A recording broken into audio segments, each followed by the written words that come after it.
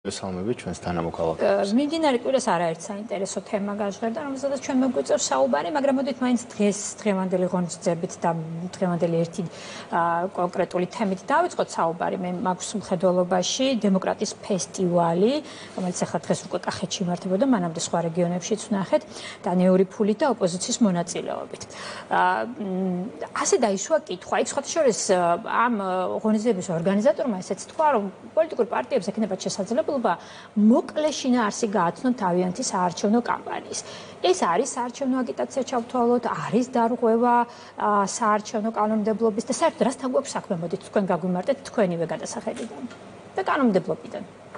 საღამოშიდობისა დავიწყოთ იმით, რომ თავად ის ფაქტი, რომ კოლექტიური ნაციონალური მოძრაობა ატარებს დემოკრატიის ფესტივალს, აქაც რო დავასრულოთ საუბარი უკვე მე მგონი ღიმილისთვის საკმარისი იქნება, მაგრამ თავად ის ფაქტი, რომ კოლექტიური ნაციონალური მოძრაობა საქართველოში ატარებს დემოკრატიის ფესტივალს, მე მგონი უკვე აჩვენებს, თუ სად არის დღეს ჩვენი ქვეყანა და საქართველოში დემოკრატია დააბრუნა ქართულმა ოცნებამ და ფესტივალებს აწყობს რადიკალური ოპოზიცია. ჯერ სადაც საჭირო არის იმ ფესტივალებს ვერ ესწრებიან, სადაც ხალხია, სადაც საზოგადოებაა, სადაც მთავრობაა, სამაგიეროდ რაღაც თავისი ფესტივალი გამოიგონეს, რომელსაც დაარქვეს დემოკრატიის ფესტივალი. დემოკრატიის ფესტივალი მაინც ნაციონალური მოძრაობა აწყობს თუ უფრო არასამთავრობო სექტორის ორგანიზებით ხდება ეს ყველაფერი? კოლექტიური ნაციონალური მოძრაობა შემთხვევით არ ვახსენე. დემოკრატიის ფესტივალი იწყება არა ისე როგორც დღეს გააკეთეს. კარვებში თვითონ რო შეიკრიბნენ მხოლოდ და ამბობდნენ უამრავი ხალხი არის მოსულიო და სიამოვნებაში თვითონ ულოცავდნენ ერთმანეთს ამ ფესტივალს, კომენტარებსაც, ინტერვიუებსაც ერთმანეთს ართმევდნენ და თვითონ იყვნენ სტუმრებიც და ორგანიზატორებიც.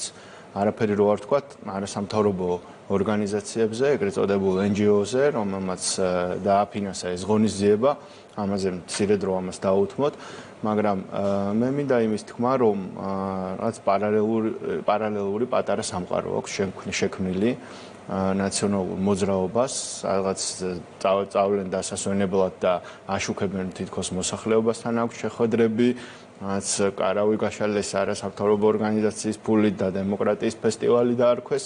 დემოკრატიას აქვს ძალიან მარტივი ფესტივალია. პირველ რიგში პატევი უნდასზე არჩევნების შედეგებს, რაც ამათ არ შეუძლიათ და ეს პოლიტიკური პარტია და ბანაკი ვერ ეგუება საზოგადოებასთან თანაცხოვრებას ხელისუფლებაში ყოფნის გარეშე. ეს თავისთავად არის უკვე დიაგნოზი და დემოკრატიაში ანომალია. წარმოიდგინეთ, დაუშვებლად რომ მიგაჩნია ოპოზიციაში ყოფნა, როდესაც არჩევნები ამას გეუბნება და ამბობ, რომ არც ერთ არჩევნებს არ აღიარებს, სანამ მე არ გავიმარჯვებ. ეს არის ზუსტად ანომალია, ამას არაფერი კავშირი არ აქვს ევროპულ დემოკრატიასთან. ამ კულტურით, ამ პროგრამით მუშაობს ეს ოპოზიცია.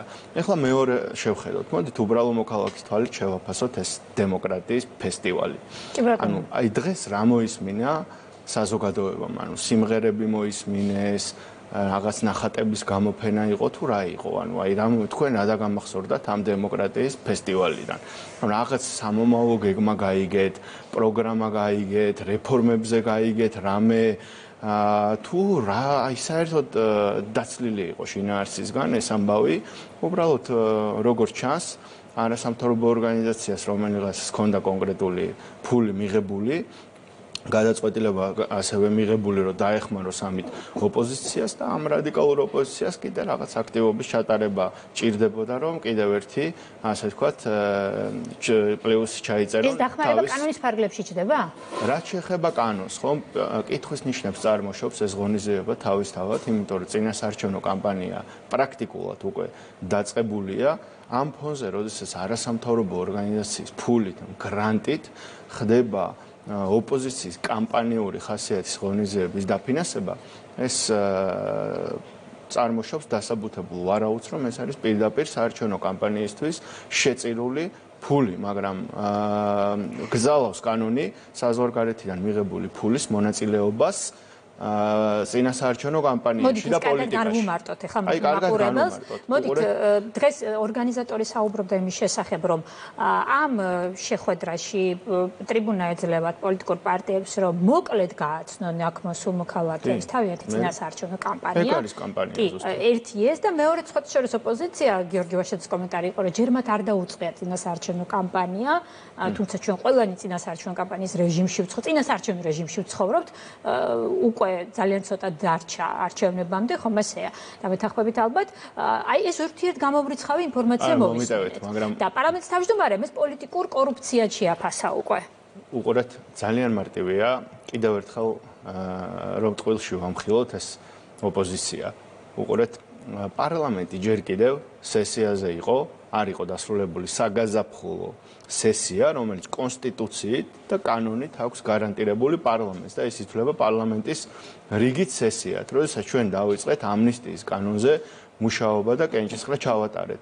მაშინ გამობრძანდა ეს იგივე ბატონი, რომელიც ახლა იძახისო ჯერ არ დაწყებულა კამპანიაო და ჩვენ თუ გახსოვთ, ბრალდებებს გვიყენებდა, რომ წინასაარჩევნო კამპანიისთვის მიიღო ქართულმა ოცნებამ ეს ამნისტიის აქტიო და ეხლა როდესაც თვითონ ჩაატარეს თან უცხოური ფულით, რაც პირდაპირ წინააღმდეგობაში მოდის საარჩევნო კანონმდებლობის და არჩევნების პრინციპებთან, ეხლა ამბობენ, რომ ჯერ არ დაწყებულა საარჩევნო კამპანია. ხვდებით ხო?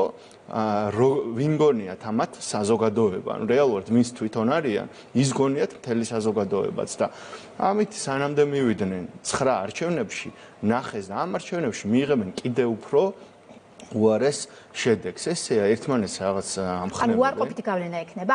მე ჩემი შემდეგი ყუილებს რა თქმა უნდა უარყოფითი გავლენა ექნება. საზოგადოებას ესე უხეშად როცა ატყუებს. ასე დაფინანსებულ კამპანიებს შეიძლება რაიმე გავლენა ქონდეს არჩევნებში. კამპანიას ახლა მე და თქვენ მე მგონი კომპლიმენტს ვეუბნებით ამ ოპოზიციას კამპანიას რო ეძახით მაგასაც კარავში რო შეიკრიბნენ დღეს და ფესტივალი რო დაარქვეს. კიდევ ერთხელ გეუბნებით. სადაც ჯერ ერთი ფესტივალი დემოკრატია იწყება სხვანაირად. დემოკრატია იწყება არჩევნების პატივისცემით, პარლამენტში მოსვლით, დებატებში მონაწილეობით, დისკუსიით, არგუმენტებზე დაფუძნებული დისკუსიით და არა ძალადობისკენ მოწოდებით და ცესკოს გალავანზე შეხტომით. თუ დემოკრატიის ფესტივალი უნდათ, აი მაგ საკითხებს უნდა მიაქციონ ყურადღებამ. ეხლა სადაც კარავი გაშალეს რეგიონში დემოკრატიის ფესტივალი დაარქვეს, მართლა ფესტივალებზე ვერ ჩადიან და ხალხი ეხლა თუ გუშინ წინ ჩართვა ქონათ ერთ-ერთ ლიდერს ოპოზიციის უკან მოქალაქე უყვირო და განრისხებული და პირდაპირ ეთერში არ დაიბნა ეს ლიდერი და თქვა რომ აი უკანო როგორ მომხნევებენ მოქალაქეებიო და ეხლა ესე ატყუებენ მოქალაქეებს და რა გასაკვირია რომ ამ შეკრებას ფესტივალი დაარქვეს. ეხლა ცოტა სხვანაირი ფესტივალები ჭირდება საქართველოს, მაგრამ თავისთავად სასაცილო ის არის რომ დემოკრატია ამ ქვეყანაში საზოგადოების მხარდაჭერით დავაბრუნეთ ჩვენ და ფესტივალებს აწყობენ ის ადამიანები, ვინც დემოკრატია დაასამარეს საქართველოში ხელისუფლებაში ყოფნის დროს და მაგის მაგალითები, კონკრეტული ფაქტები, მე რომ არ დამიჯეროთ და რამე თქვათ ვინმე საუბარს არ დაუჯეროთ, კონკრეტული ისტორია არსებობს, თუ როგორ დაასამარეს ამ ადამიანებმა დემოკრატია და ეხლა ფესტივალს რომ აწყობენ არჩევნების წინ, ეს თავისთავად მიუთითებს, რომ არ აქვთ პროგრამა, ანუ აქ თავი რისკი არის, რომ გავაქილიკოთ. უბრალოდ ეს რაზე მიუთითებს, მე ესმინა მოქალაქეებს აუხსნა, რომ როდესაც დემოკრატია ფესტივალს აწყობენ, ეს მიუთითებს არჩევნების წინ, ეს და ყველა ოპოზიციის ყველა რაღაც ნიშანსი ჩამოკიდებდა, შეიკრიბები და კომენტატორის შენ ხარ და ჟურნალისტის შენ ხარ და ორგანიზატორის და სტუმარის, ეს მიუთითებს, რომ არის უსუსტეს სასტარტო პირობებში კოლექტიური ნაციონალური მოძრაობა, არიან გაშლილები, ჯერ კიდევ მსჯელობენ სხვათა შორის მიუხედავად იმისა, რომ აქვს რამდენიმე ცენტრის ჩამოყალიბების მცდელობა და გონიათ, რომ რაღაც ერთადზე რო წააგეს, ეხლა ცალსაკე მოიგებენ, მიუხედავად ამისა, იცოდეთ, რომ ჯერ კიდევ ისინი არიან რაღაც ნავიგაციის რეჟიმში, ელოდებიან ან უფრო ჭკვიანურ ინსტრუქციებს, ან ელოდებიან, რომ კიდე რაღაც ცხოვრებამ, პოლიტიკურმა ცხოვრებამ გადმოუგდოს ხელჩასაჭიდი. აი, ახლა რადგან ესე ვთქვათ, ინსტრუქციებს ელოდებიან ახსენეთ, მაშინ ამ თემაზე გადავიდეთ. ოპოზიციის მდგომარეობაზე თუნდაც. აი, როცა საუბრობთ ოპოზიცია, რომ გადავხედოთ ახლა არსებულ ველს, აი, მამუკა ხაზარაძესთან დაკავშირებით, მას შეიძლება ვთქვათ, რომ განსაკუთრებით ბოლო გადაწყვეტილებიდან გამომდინარე, მას გარკვეული რეპუტაციული პრობლემები აქვს, რამაც არ შეიძლება, რომ მის საარჩევნო, ასე ვთქვათ, მონაწილეობაზე სასტარტო, ისე ვთქვათ, პირობებზე არ გამიმოქმედოს, ეს ერთი. აქეთ გავიხედეთ ევროპული საქართველოს ლიდერებმა დატოვეს. ანუ გვაქვს ის მოცემულობა, რომ საარჩევნო ველზე ისევ ქართული ოცნება და ნაციონალური მოძრაობა რჩება. აი რისი შედეგია ეს? კოლექტიური, ეს ჩაუმატოთ უნდა ეს სიტყვა. მაინც თვლით ლელოს და დანარჩენი ერთი კოლექტივი, რომელიც ახლა არის რეპეტიციის რეჟიმში, როგორმე ერთად დაუკრან მუსიკა. ეს შიდა პოლიტიკური მოვლენები მაინც ქართული ლოგიკით ლაგდება თუ გარეძალების აი ინსტრუქციით, რომელსაც თქვენ ახლა საუბრობთ, რომელსაც ელოდება ოპოზიცია. იმიტომ რომ რასაც ჩვენ ვაკვირდებით, თუ ეს ინსტრუქცია არის, მაშინ სახარბილოდ არ აისახება ოპოზიციის სასტარტო პირობებზე. ნუ უყურეთ, ეს ოპოზიცია რო პოლიტიკურ ლოგიკას აცილებულია ძალიან, ამაში მე მგონი მთელი საზოგადოება დარწმუნდა.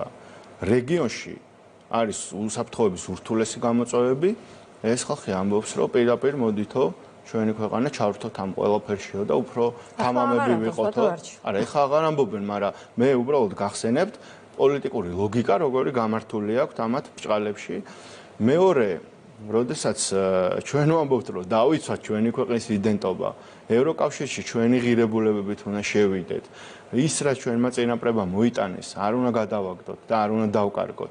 ის რაც ჩვენს წმენას უკავშირდება, ჩვენს კულტურას უკავშირდება, ჩვენს ბრძოლას უკავშირდება თავისუფლების, არ უნდა დავთმოთ და არ უნდა დავკარგოთ. მოქალაქეები არ უნდა დავაყენოთ საფრთხის ქვეშ, იმიტომ რომ ისინი გვენდობიან. კი, ყველა დადის სამსახურში, ყველა ულის შვილებს, ყველა თავის ხანაზმულმშობლებზე ზრუნავს, ყოველდღე ადამიანებს უამრავი საზრუნავი და პრობლემა აქვს, მაგრამ ეს ასევე ნიშნავს იმას, რომ რაღაც პასუხისმგებლობა მათ ჩვენ გადმოგცეს, რომ ჩვენ დავიცვათ, ჩვენ გავერკვეთ, რა რისკებია, ჩვენ პირდაპირ გამოვიდნენ ადამიანები და თქვენს რომ მოდი ჩვენი ქვეყანა გადავწვათ, ჩვენი სახლი გადავწვათ და ესე გამოვიჩინოთ თავი. ეს იყო მათი გზავნილი. ანუ აქ ლოგიკას დაშორებული არიან. ტრადიციები მაგათ არ უნდათ, ეკონომიკა არ უნდათ რომ განვითარდეს, არჩევნების შედეგები და დემოკრატიული არჩევნები არ უნდათ.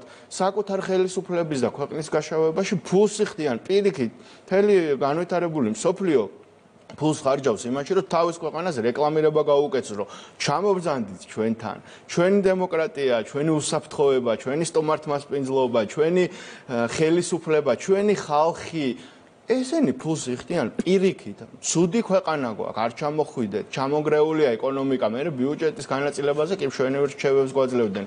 9 მილიარდით რო გავზარდეთ ბიუჯეტი, ახლა თუ ჩამოიშალა ეკონომიკა, რაზე მსჯელობდნენ, საიდან გაიზარდა ეს ბიუჯეტი? ასეთი არათანმიმდევრული ოპოზიცია გვყავს და ამას ხალხი ხედავს და საბოლოო ჯამში თეა არჩევნები რა არის და ხელისუფლებით არ მიდის. ახლა თქვენ რაც დაახასიათეთ პროცესები ოპოზიციისთვის საერთოდ ლოგიკას არ შემოშლილები არიან, ამიტომ უკვე უწევთ, არა პრინციპების გარშემო გაერთიანება, არა ლიდერის გარშემო გაერთიანება, არამედ უკვე უწევთ რაღაც ნაცრისფერი ჯგუფის ან ჯგუფების შექმნა, რომელსაც მათი კვლევებით პატრონები ეტყვიან და მიუთითებენ, იმიტომ რომ ვის ამათ პატრონები ყავთ და ვინც ეხმარებიან საქართველოს გაშავებაში და ხელისუფლების დესტაბილიზაციაში, იმ ხალხს როგორც ჩანს, მეტი მოლოდინები აქვს ამ რადიკალური ოპოზიციისგან. ამათ თვითონ არ აქვს მეტი მოლოდინები თავისი შედეგისგან და ემზადებიან არჩევნების მეორე დღისთვის და მე არ ვიცი თავის უფროსებს რას ეუბნებიან რა.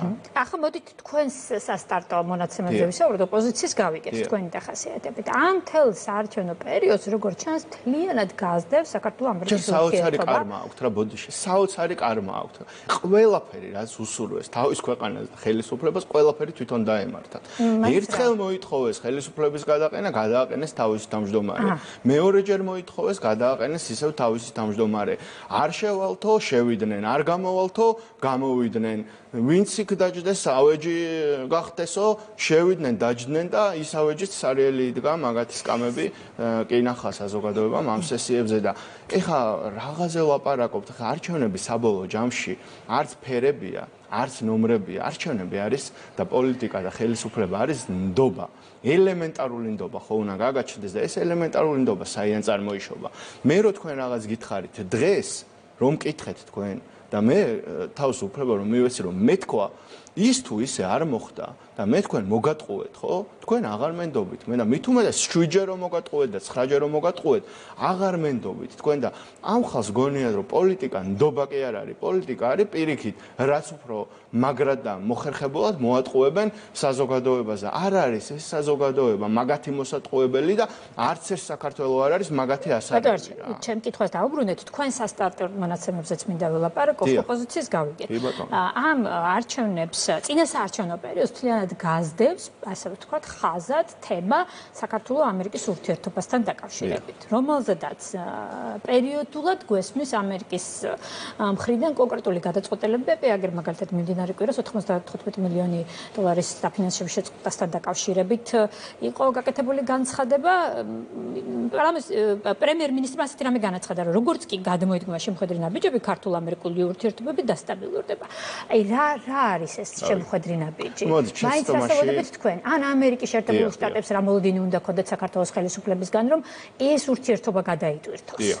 პირველ რიგში მე მინდა უთხრა ჩვენს მოქალაქეებს, რომ ჩვენ არჩევნებს და წინასაარჩევნო კამპანიას ვატარებთ ქვეყნის შიგნით. ამ რადიკალური ოპოზიციისგან განსხვავებით, ევროდერეფნებში რო დარბოდნენ და ამერიკაში ფულს რო იხდიდნენ საქართველოს გაშავებაში და გარეთ რომ ეძებენ მხარდაჭერას, თავის ხალხთან ლაპარაკი არ შეუძლია და შიგნით არეგულებათ მხარდაჭერა, ჩვენ მაგას არ ვაკეთებთ და არც არანაირ ხაზად არ გაზდევს ჩვენს საარჩევნო კამპანიას არაფერი გარდა. ხელისუფლებას არ აზარალებს? გეტყვით რა გაზდევს? ხაზად გაზდევს პირველ რიგში ჩვენი ქვეყნის ინტერესები, ჩვენი ხალხის ინტერესები, საქართველოს ევროპული მომავალი, საქართველოს ძლიერი და განვითარებული ეკონომიკა, საქართველოს მშვიდობა და უსაფრთხოება. აი ეს გაზდევს, რომ ხვალ და ზეგ მოქალაქეებმა ასევე დაინახონ მომავალი და მიიღონ გადაწყვეტილებები ისე კი არა, როგორც სთავაზობს ეს რადიკალური ოპოზიცია, რომ ხვალ რა იქნება, ანუ ისეთი ხელისუფლება რატომ უნდა ირჩიოს ხალხმა, რომლისგანაც არ იცის ხვალ რა იქნება. ჩვენგან დაინახა ამ საზოგადოებამ, რომ მიუხედავად სირთულეების, მიუხედავად პრობლემების, მე მინდა გითხრათ, რომ კიდევ ბევრი ადამიანი, კიდევ ბევრი ოჯახი რჩება პრობლემის წინაშე პირისპირ, სიღარიბის, უმუშევრობის, ბევრი რამე კიდე გასაკეთებელი რჩება, მაგრამ საზოგადოებამ დაინახა მთავარი რა არის? მთავარი არის და რა გაზდევს ჩვენს კამპანიას რეალურ ხაზად, თუ გინდათ მაგას გეტყვით სამ სიტყვაში. ეს არის მშვიდობა და უსაფრთხოება. თქვენი შვილები სკოლაში რომ მიდიან, რომ არ გეშინოდეთ, რომ ისინი დაბრუნდებიან, რომ ქვეყანაში არ იქნება გაუაზრებელ პროვოკაციებზე ხელმომწერი ხელისუფლება და არ იქნება გადაწყვეტილება, რომელიც თქვენ შვილებს, თქვენ პირადად, თქვენ მშობლებს შეუქმნის ისეთ საფრთხეს, რომლის მოგერიებას და რომლის მართვაც უკვე ერთ ადამიანს, ერთ ოჯახს, ერთ ქალაქს და ერთი რეგიონის მაცხოვრებელს აღარ შეუძლიათ და ჩვენ ეს ვნახეთ დიდ რეგიონში რა ხდება, ხო?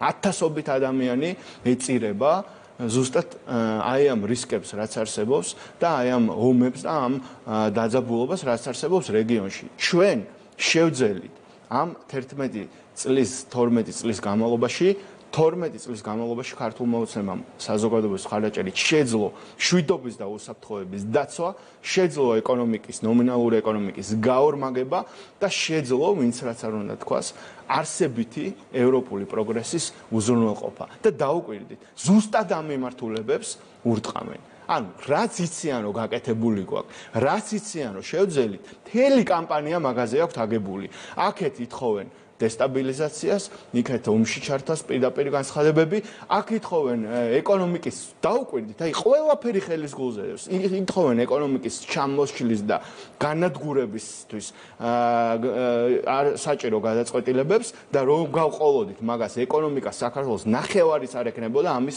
დღეს გვაქვს. ხო და ეს დასავლეთისული გადაწყვეტილებები ხელს უწყობს? ევროპასაც ესენი ბლოკავენ ზუსტად ევროპას და ევროპის დაბლოკვა არის ზუსტად ის, როდესაც 8 თვიან ბოიკოტში გადიხარ, როდესაც ფულს იხდი რომ შენი ქვეყანა გააშაონ, როდესაც ევროპელ პოლიტიკოსებს კარს მიღმა ეუბნები რომ ჯერ საქართველოს არ შეიყვანოთ, სტატუსი არ მისცეთ, არ მოლაპარაკებები არ გაუხსნათ, იმიტომ რომ ჩვენ არჩევნები გვაქვს წინ და არ წავაგოთო. ეს არის ევროპის დაბლოკვა და აგერ სამივე მაგალითი მოგიყვანეთ, რომ რაც ჩვენ ხალხთან ერთად შევძელით ამ 12 წელიწადში, ზუსტად იმას ებრძვიან, თავი რომ დავანებოთ წინა საუკუნეებიდან წამოსულ უდიდეს ღირებულებით სისტემას საქართველოში წმენის საკითხს, ტრადიციებს, კულტურას მაგას რო ებზვიან და ძილს უთხრიან ეს კიდე ცალკე ამბავია. ძალიან ცოტა როგორც ამერიკასთან ურთიერთობაზეც მინდა კი ანუ ეს დაუბრუნდეთ ამერიკას და ევროპას.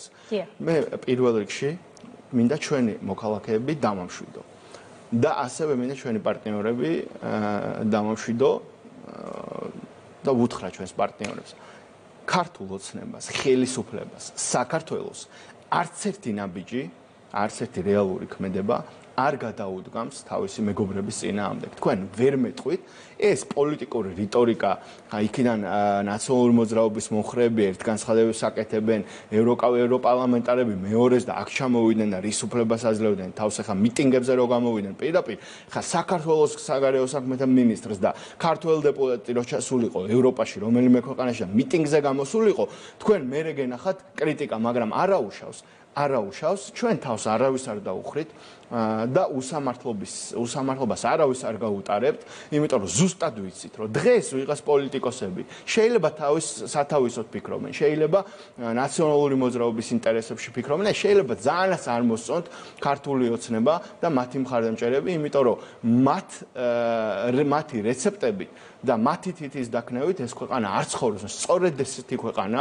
უნდათ ჩვენს ნამდვილ მეგობრებს, ხას უსმავ, ჩვენს ნამდვილ მეგობრებს უნდათ ძლიერი უსაფრთხო ეკონომიკურად შეძლებული ქვეყანა, რომელსაც აქვს მეგობრობის თავი და არა წაქცეული, განადგურებული, შიგნით დაგსაქსული და ცესკოს ღობეზე შემხტარი ოპოზიციით ქვეყანა. მათ სჭირდებათ სტაბილური, ფუნქციური, უსაფრთხო ძლიერი ქვეყანა და მაგას ვაშენებთ ჩვენს ხალხთან ერთად. და ბოლო მინდა თითოეულ გარდა იმისა, რომ მთელ საზოგადოებას ჩვენ მადლობას ვუხდით ამ წლებში უდიდესი და ძალიან ძლიერი მხარდაჭერისთვის, რომ არა ჩვენი მოქალაქეები, რა თქმა უნდა ვერ შევძლებდით ჩვენ ამ ზეწოლის, ამ რისკების და ამ პრობლემების წინააღმდეგ მოქმედებას და გამკლავებას. მე მინდა განსაკუთრებული მადლობა გადავუხადო ჩვენს მხარდამჭერებს, რომ მათი დამსახურება არის უდიდესი, რომ ქართულ მოსამართლემ გაიარა ეს ურთულესი პერიოდი, ჯერ არ დასრულებულა ეს.